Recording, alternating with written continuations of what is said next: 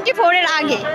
এখন আমরা যাই হোক মুক্তভাবে চলাফেরা করতে পারছি, কিন্তু আমরা চাই পরবর্তীতে দিনগুলো যাতে আরও ভালো হয়। আমরা নিট অ্যান্ড ক্লিন একটা বাংলাদেশ চাই।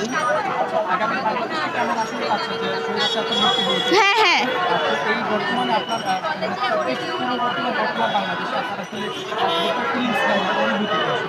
অনুভূতি এখনকার বাংলাদেশটা মানে অনেক ভালো লাগছে যে সবাই নিজের মতটা প্রকাশ করতে পারতেছি। তখন আমার মানে নিজের ভাবটা প্রকাশ করতে পারতাম না।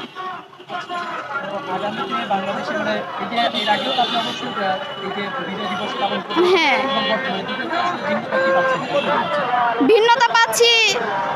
রাস্তাঘাটে আগে মানে ক্ষমতায় যারা ছিল তাদের জন্য চলাফেরা করা মানে একটু টাফ হয়ে যেত আর কি, কিন্তু এখন দেখেন সব স্টুডেন্ট মানে নিজেদের মতো চলাফেরা করতে পারতেছি আর কি। হ্যাঁ হ্যাঁ, এখানে সব শ্রেণীর মানুষ উপস্থিত ছিল মানে আছে। আর বিগত সালগুলোতে যে বিজয় দিবস উদযাপিত হয়েছে সেগুলোতে মানে নিজেদের মতো চলাফেরার মতো কোনো ওয়ে ছিল না। আমরা আবার শুনতেছি স্বৈরাচাররা আবার ঢুকে পড়বে যে কোনো মুহূর্তে আসবে, এই সম্পর্কে কি বলবেন? এই সম্পর্কে আমাদের আরো সচেতন হতে হবে, এই আর কি।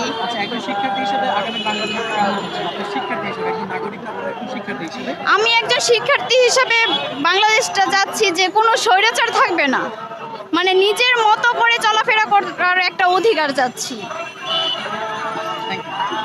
আপনার নাম কি? সঞ্জিদা।